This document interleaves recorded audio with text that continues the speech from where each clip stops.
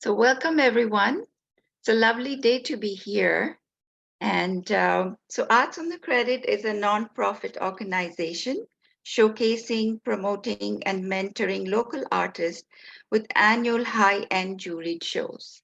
And we have been doing these virtual galleries for quite some time. And today we have Debby de Groot. So much of my life has been travel, and it is only in the last few years I have combined this passion with art photography, each a moment in time, each with a story. So, Debbie, we're really looking forward to hearing your stories. And if you have any questions or anything, you can always ask her, open up the mic. And so let's begin. Oh, After traveling tens of thousands of kilometers, there's no furthest place from Johannesburg than Toronto. I started to discover Canada, my new home country. And I began to look very carefully at things that we sometimes overlook. I'm fascinated by the reflections of water. I'm fascinated by the different textures of rock and water and bark. And this, believe it or not, was at Maury Curtis Park when the water was clear. It was one day in 10 years, but I got it. And I managed to get this fantastic shot of the water swooshing over the pebbles very close to our own doorstep.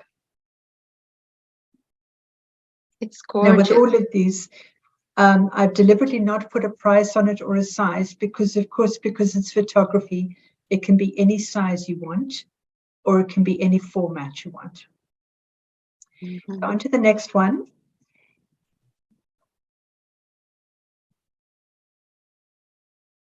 Which is also Canada, and Rattray Marsh, where I spend a lot of time. It was first light. I go down to the marsh just as the sun comes up. And as I was coming down into the marsh, the sun came up, the mist started rising from the ground, and I was able to capture this once-in-a-lifetime shot. It's absolutely surreal. I don't think I'll ever be able to get something like that again. It's gorgeous. Is it in the fall time, the autumn? This one was in the autumn, yes. Just the leaves are starting to turn. Yeah, you can see the shades of the green and the red. So that's a beautiful combination here. And then the mist rising behind it was just gorgeous. You have to know that I don't adjust my photography at all, which is why there are so few photographs. This is exactly the photograph as it was taken. It's lovely. Next, please.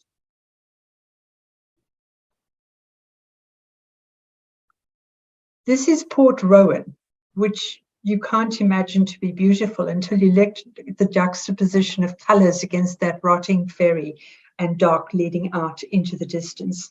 I was playing with distance here and then trying to pick up the different textures and the greens of the water, the rock, and the rotting iron. Lovely. It has this infinity kind of look, right? It's going somewhere. We don't know where, though. Exactly. Yeah. Well, at the other end of the picture, which I cut out, do you remember Captain John's boat that was moored at the Toronto Harbour and had to be dragged away because he wouldn't pay his rent? It's at the end of that dock. It actually sunk. Did it finally sink? Yeah, it sunk and they had to raise it again. Yeah.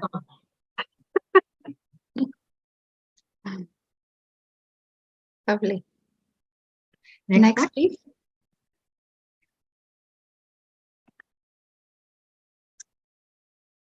As my interest in photography increased, I started to go in deeper and started to notice things using the lens, which I'd never done before.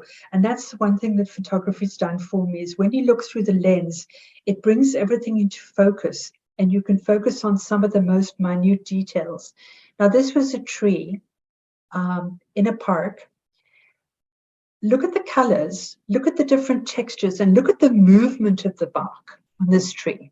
It's just the most beautiful thing. And it's so easy to overlook in your day-to-day life or as you walk past it. Do you strictly deal with digital?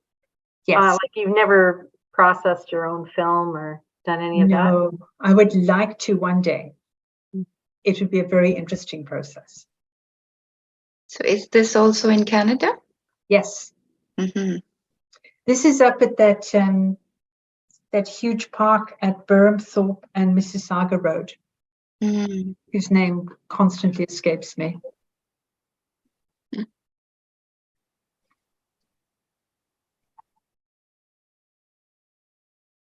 That would be Riverwood. Thank you. Oh, Riverwood, yeah. Riverwood. Now we're changing countries. That would be my park.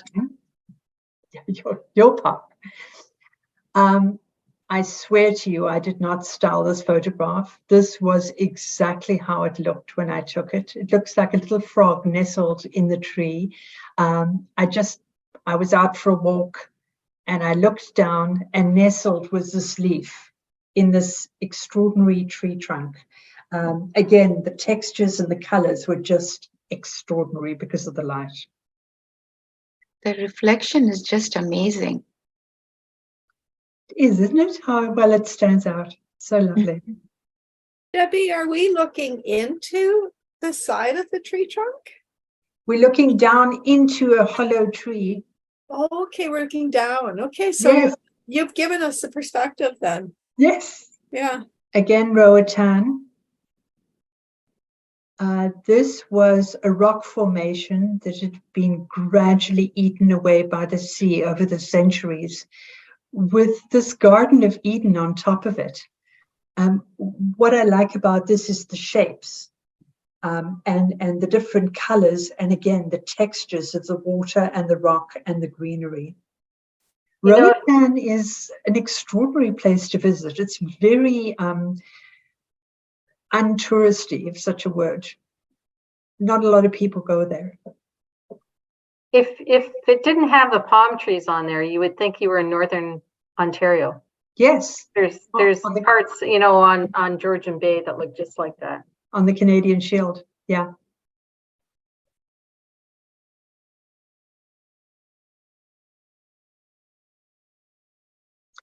And now, of course, we have Morocco. This is gorgeous. This was my second time in Morocco. This is an ancient king's stables, the ruins of, and look how well the horses were kept. I love the way there is the distance and the symmetry of the arches as it moves into the distance. Fascinating ruins in Morocco, and so many different civilizations were there. And it is such a great architectural civilization. I did spend a lot of time taking pictures of buildings and, of course, the extraordinary mosaics and the ruins. I see 7 arches. Doesn't this remind you of you look into the mirror and it and it just continues on. It looks exactly like that. I love that you're seeing what I see. That's great. Well, what I love is we associate with Morocco as you said, the incredible mosaics. But when you see the art, when you see it stripped back like what you're looking at, you do really have a chance to see how beautiful the architecture actually is. And how well built it is. That's the other thing. How old would this structure be? Oh, well, this was sort of just after BC. So we're talking hundreds of years old, if not thousands. That's incredible. There is still a monarchy in place in Morocco, and it's a long, long lineage of kings and queens. And this one's for Alicia. This is where camels belong, in the market. For those of you that do not know, myself and Romeo the camel did not have a good relationship. This was in the market, and it was just purely by chance. This chap was leaning over to buy meat, and there was a camel head, and it looks as though he's wearing the camel head. I just had to put it in because I could. But I love the way his tongue is hanging out. So he looks really, really thirsty and tired. But he's not really with us. I think this is my favorite. It's mine too. Yeah, this is gorgeous. We were in the Sahara. It was sunset, and it was as though the gods had prepared it for me, with footsteps leading out into the sunset, the golden sand, the golden light. It was absolutely beautiful in the Sahara. And the light's stunning. The light Yeah. is so amazing. Have you stayed overnight, Debbie? I did. Yeah. I did. I stayed in a plastic tent, carpet on the floor, carpet on the walls, carpet on the roof. It was so cold that I went to sleep in my jeans, underneath a camel hair blanket, in my sleeping bag, and I was still cold. It was freezing in the desert at night. Mm. And there was a lot of scurrying over the top of my tent at night. I didn't know what was out there, but I wasn't going to find out.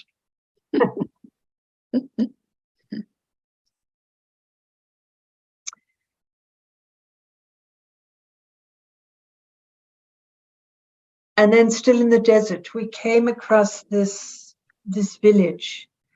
And while we were wandering around, because we'd stopped for water, and the villagers were so incredibly hospitable. So while we were waiting, I did a little wander and found this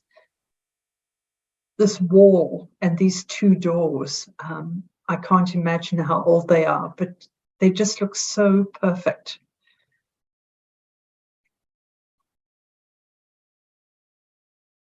So this was a tourist area, or was a... No, it was a small village right in the middle of the Sahara. It was actually part of the co-op.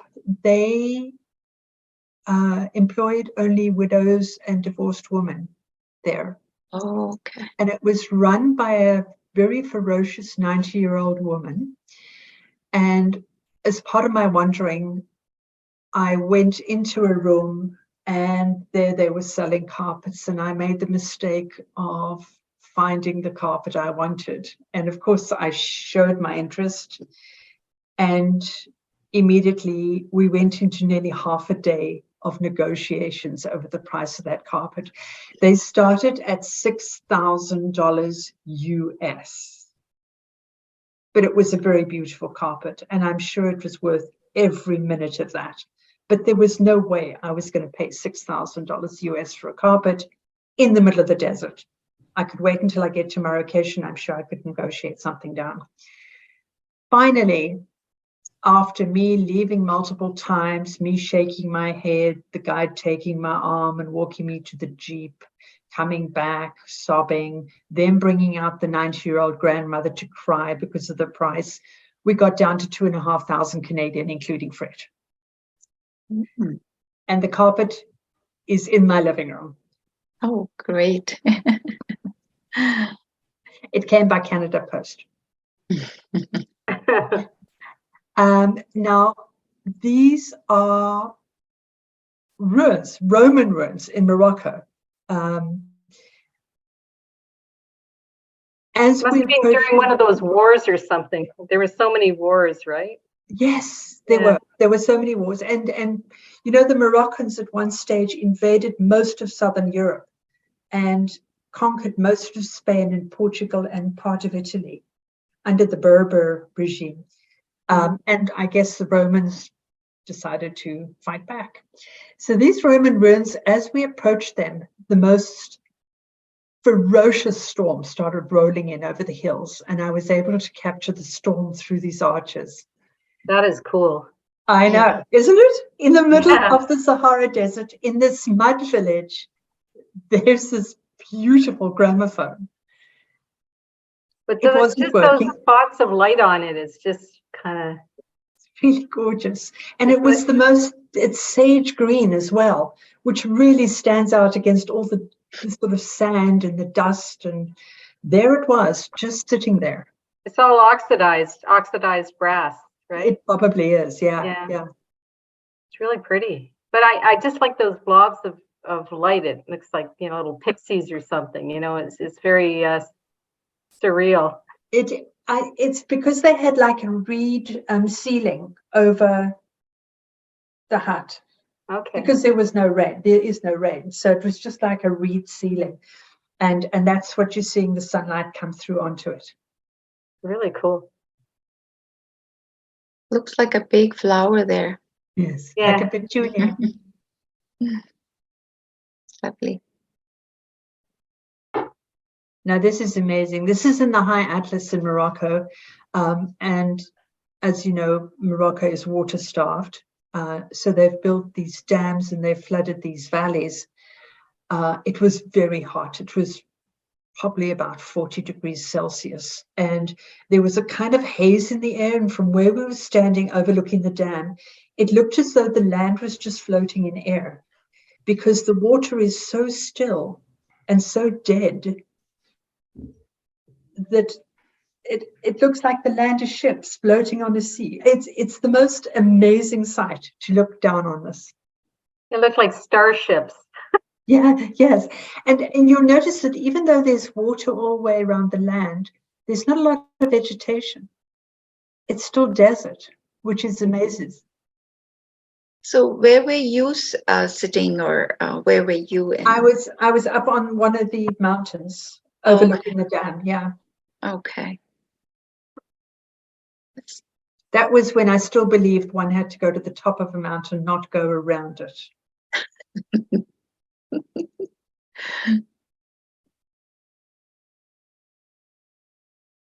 Debbie, Yes. very quickly, how powerful or how long was your Zoom for that?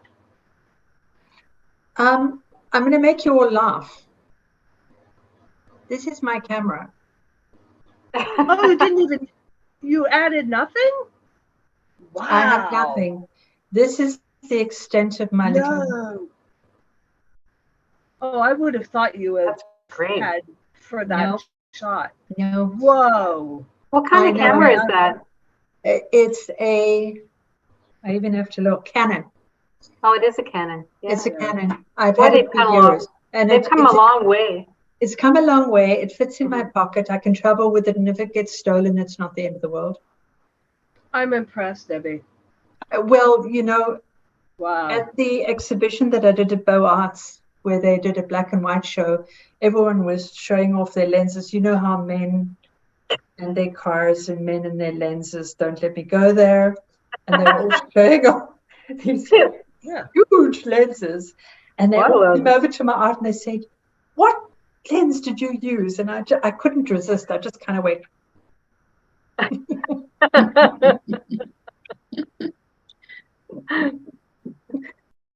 This is Essaouira. This is where I want to live in Morocco. It's a small village overlooking the Atlantic on the west coast of Morocco. It's the place where a lot of aging hippies wash up. There's lots of very high, long, gray-haired, barefooted men and women wandering around in flowing robes, talking to themselves. Kind of leftovers from the 60s, but it's a fishing port. You can see a fishing boat coming in. This is sunset. It's also a little bit touristy. It's got a fantastic market. And most importantly is you can rent an apartment for $15 a day. Wow. Overlooking the sea, and this is the kind of view that you get from your apartment every night. I can live with this. These are the boats, the fishing boats in the harbor. And you might all recognize this because this was the photograph that Sean used to paint his watercolor of exactly the same scene. He too was completely enamored with this place. We spent hours wandering around the harbor. If you go at sunset, when the fisher boats come back in, you can buy fresh fish directly off the boats. and they gut it and barbecue it for you there on the harbour front. And nothing goes to waste because there are harbour cats, as there should be. And so the entrails are just tossed onto the ground. The cats come and collect them. The place is spick and span. It's just absolutely amazing. I just love the play of colors here, the blue, the white, the grays. The light there is so wonderful. Yeah, Yeah. The movement, there's so much happening in this picture. yeah. So did you do a lot of boating there as well? No, I didn't actually. I stayed firmly on dry land. Okay. Do they have are there sailboats there as opposed to fishing boats? Not in this particular village, but if you go further south to Azir, which is more of a tourist town, there's much more sort of water sport happening. I think this is not cool enough for tourists. It's a very sleepy fishing town. It's wonderful.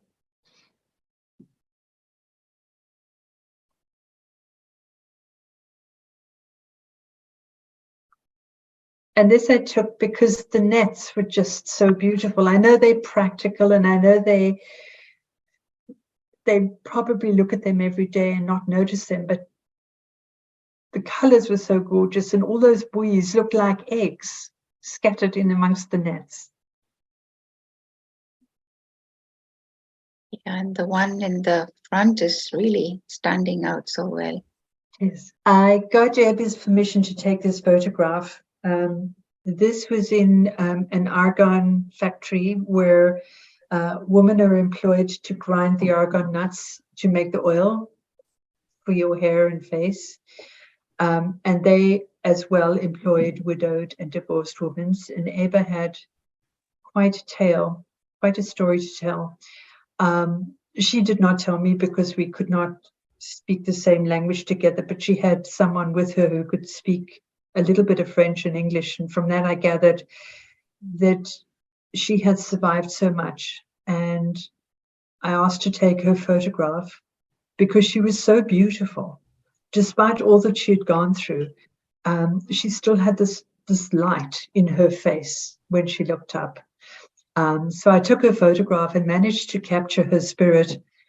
And it then prompted me on a new journey of photography where I want to take pictures of women that have survived extraordinary trauma as a sense of hope, as a sense of motivation, and so that their stories can be told, because quite often their stories are not told. I can see Kim nodding because Kim writes about this stuff all the time.